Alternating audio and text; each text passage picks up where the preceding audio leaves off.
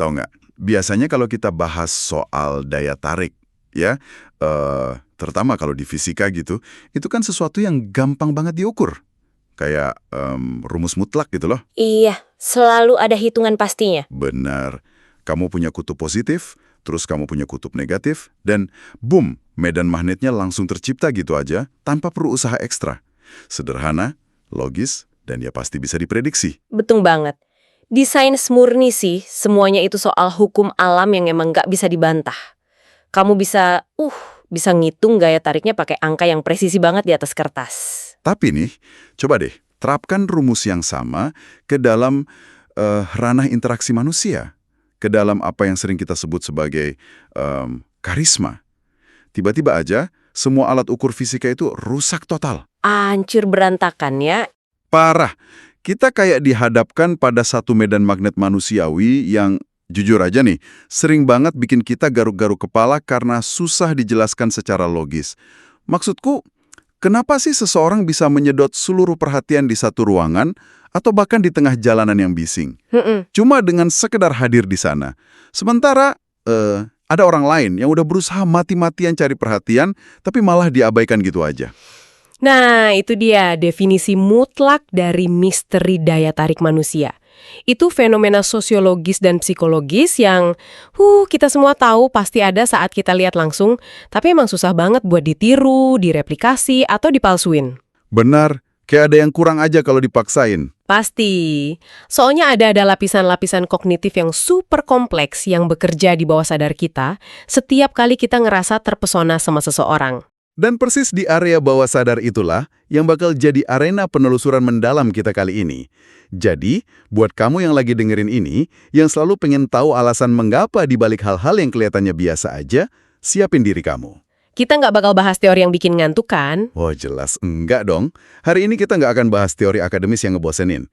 Kita bakal membedah sebuah momen viral, sebuah rekaman singkat yang memperlihatkan aktor Arya Saloka.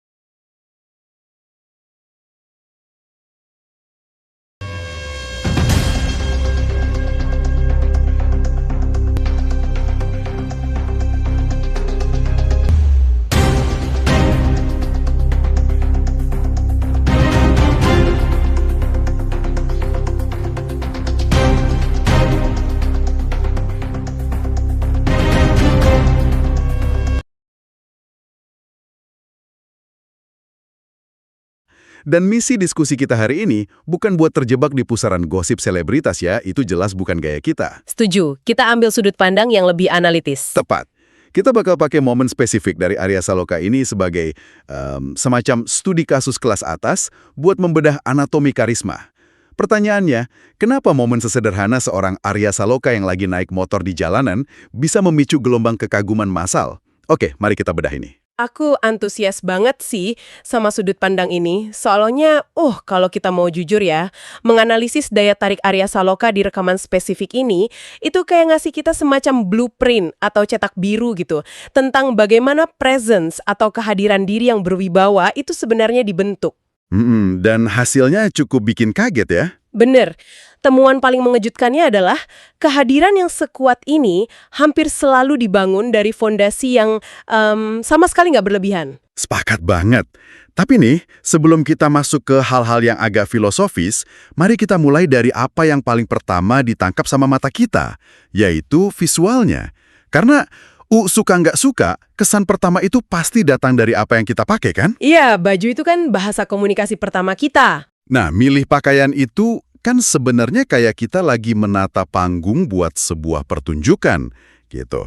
Di rekaman itu, Arya Saloka muncul bawa motor gede, sebuah moge hitam legam yang, jujur aja, kelihatannya lumayan mengintimidasi. Mesin besar, suara berat, pasti langsung narik perhatian. Betul, tapi coba perhatiin bajunya deh. Arya Saloka cuma pakai kemeja kotak-kotak biasa, terus celana jeans biru muda yang longgar, sepatu hitam, helm full face kekinian, kacamata hitam pelindung UV, dan sarung tangan kulit. Hal yang sangat menarik di sini adalah efek kontrasnya. Itu kombinasi yang spesifik banget dan penuh sama sinyal-sinyal psikologis. Tapi tunggu dulu nih, di sini aku agak skeptis dan butuh pencerahanmu. Kemeja kotak-kotak sama celana jeans biru muda, itu kan seragam standar bapak-bapak kalau lagi mau ke toko bangunan pas weekend, santai banget. Iya, kelihatannya biasa banget kan? Makanya, pertanyaanku, apakah kacamata hitam dan sarung tangan itu yang tiba-tiba mengubah pria santai ini jadi sosok misterius yang berkelas? Atau, pesona Arya Saloka ini murni karena halo efek aja? Karena dia emang aktor terkenal yang udah punya banyak fans? Atau emang ada sains visual di baliknya? Itu pertanyaan yang kritis banget, dan aku bisa pastiin ini jauh lebih dari sekedar halo efek selebritas. Gini, kalau tetangga sebelah rumahmu pakai kemeja yang sama terus naik motor bebek biasa ke pasar, ceritanya pasti beda. Jelas nggak bakal final kan? Nah, pesona Arya Saloka di momen ini meledak karena adanya perpaduan antara gaya kasual yang sederhana, kayak jeans dan kemeja tadi, dengan sesuatu yang serius dan maskulin, yaitu moge hitam, kacamata hitam, dan sarung tangan kulit itu. Ini yang di neuroscience disebut sebagai interupsi pola atau pattern interrupt. Oh, maksudmu otak kita suka dikejutkan gitu ya? Tepat banget.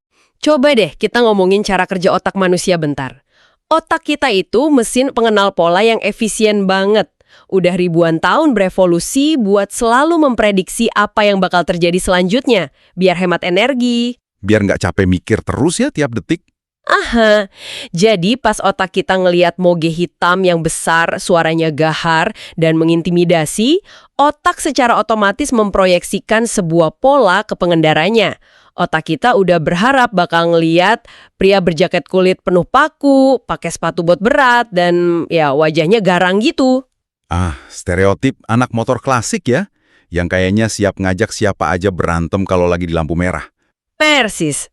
Tapi, apa yang terjadi pas pola itu dipatahin? Pas Arya Saloka muncul cuma pakai kemeja kotak-kotak flanel sama jeans santai, itu langsung bikin semacam glitch atau error kecil gitu di otak kita. Pola yang kita harapin tadi ancar seketika. Oh, wow. Jadi karena ada benturan ekspektasi itu ya? Betul. Kontras antara mesin yang brutal dan pakaian yang membumi, ini memaksa otak kita buat berhenti memproses informasi secara autopilot. Kita jadi benar-benar memperhatikan sosok Arya Saloka ini. Di satu sisi, dia mancarin vibe aku santai dan gampang dideketin, tapi mesin di bawahnya itu teriak, aku memegang kendali atas sesuatu yang berbahaya. Masuk akal banget. Ini tuh ngingetin aku sama konsep dari Italia abad ke-16, namanya sprezzatura. Oh, aku tahu itu. Seni membuat hal sulit terlihat gampang, kan? Iya benar. Kayak semacam ilusi kecerobohan yang disengaja. Penampilan Arya Saloka ini tuh benar-benar meneriakan sprezzatura.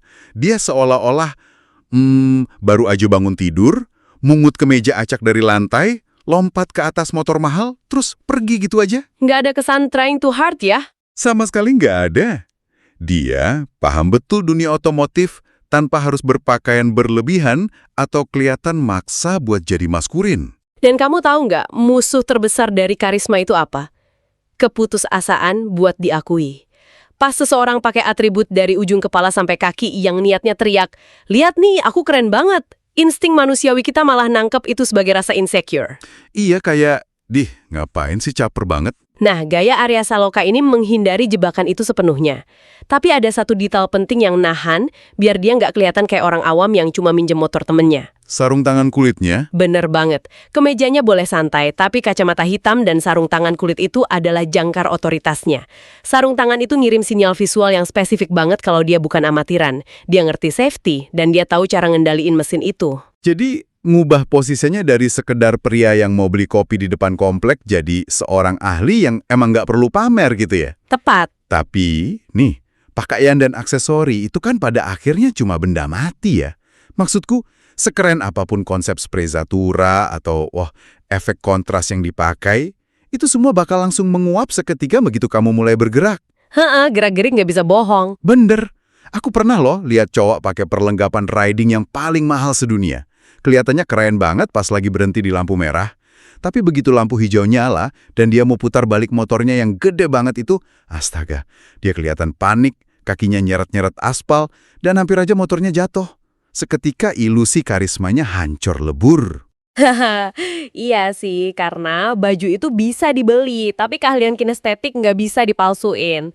Dan itulah kenapa kita nggak bisa lepas dari elemen kedua soal daya tarik Arya Saloka di momen ini, kompetensi bergeraknya.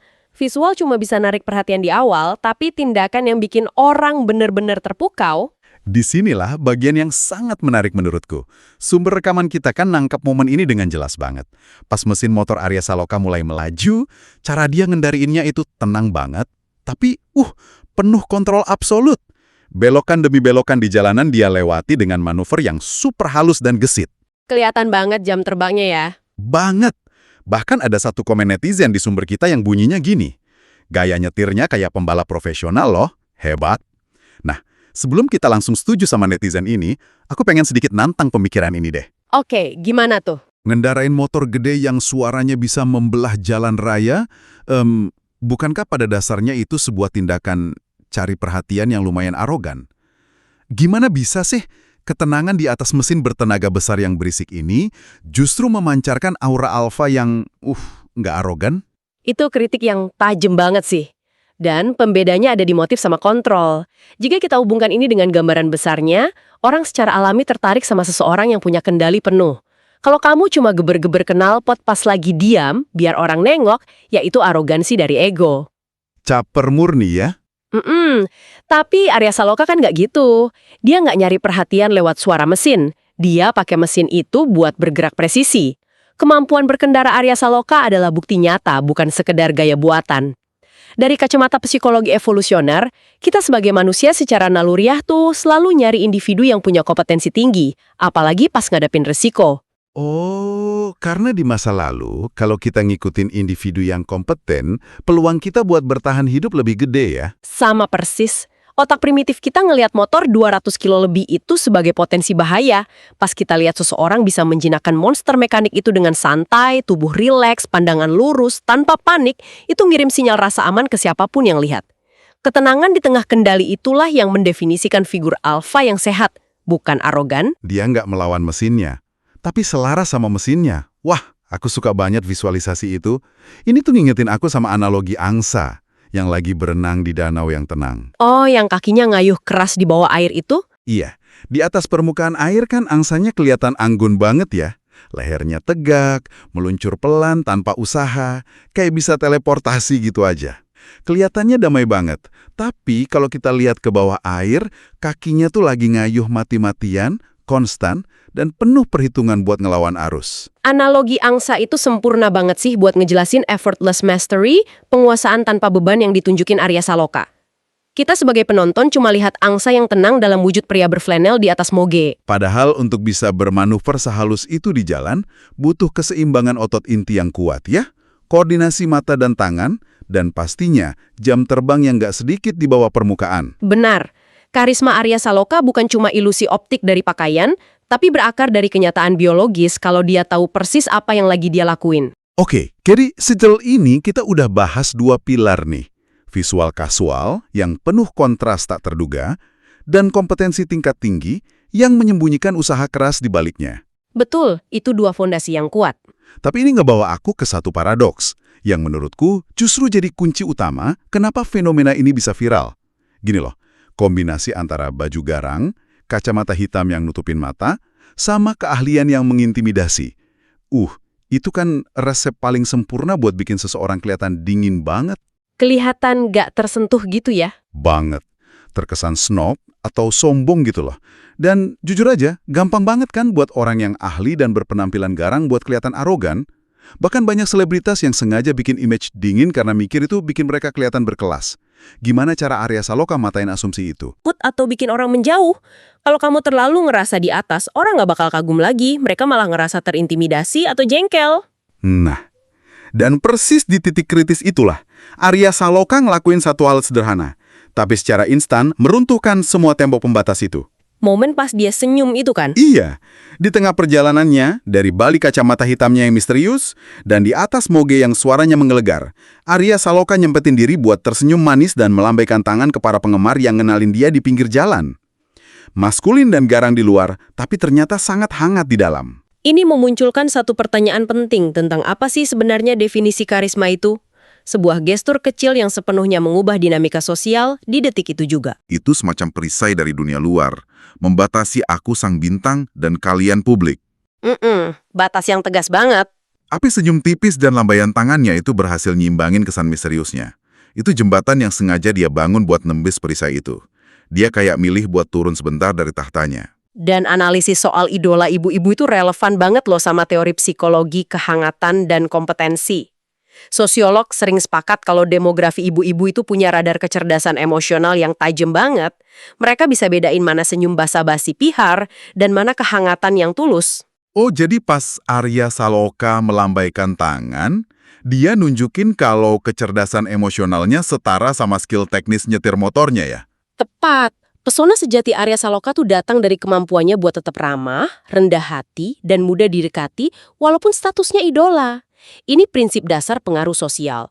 Kalau kamu cuma ramah, tapi nggak punya kompetensi, orang suka sih, tapi mungkin nganggap kamu lemah.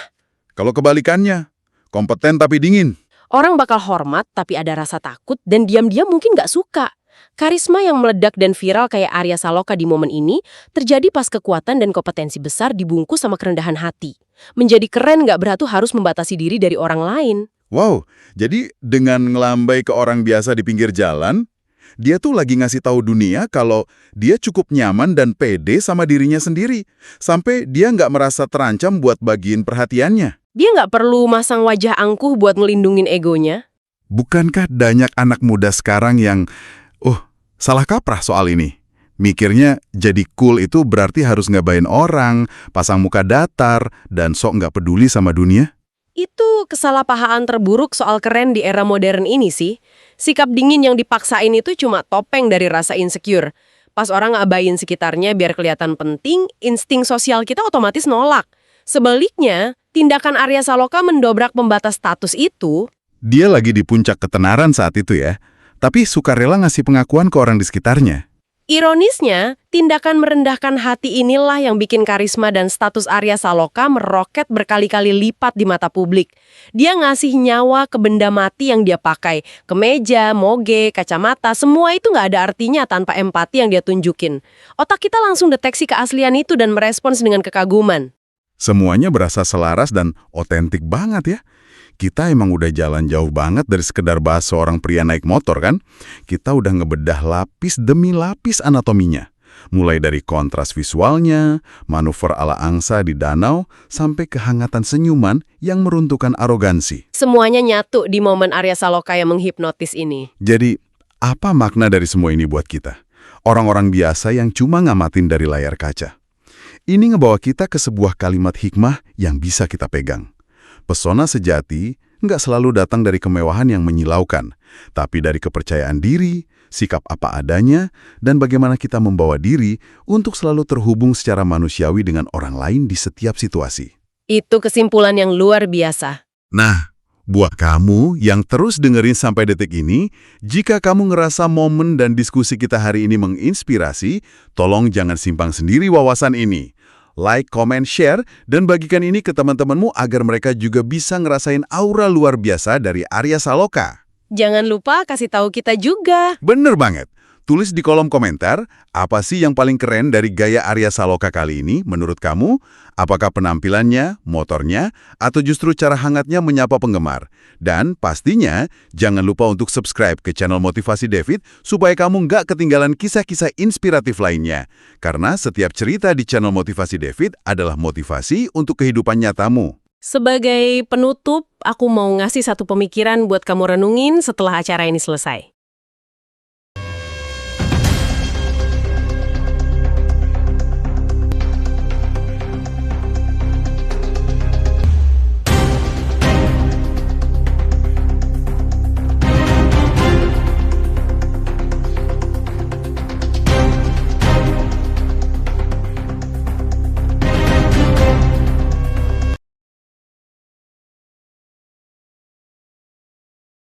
Karisma Arya Saloka tercipta dari harmoni antara kemahiran, kesederhanaan, dan kehangatan. Nah, kalau kita nggak punya motor gede atau ketenaran seperti dia, coba tanyakan ke dirimu, elemen kesederhanaan dan kehangatan manakah dalam rutinitas sehari-harimu yang bisa kamu asah hari ini untuk menciptakan karismamu sendiri yang tak terlupakan? Wah, pertanyaan yang sangat menggugah. Dan wajib banget kita jawab dalam keseharian kita. Terima kasih ya udah ikut dalam penelusuran mendalam kita kali ini.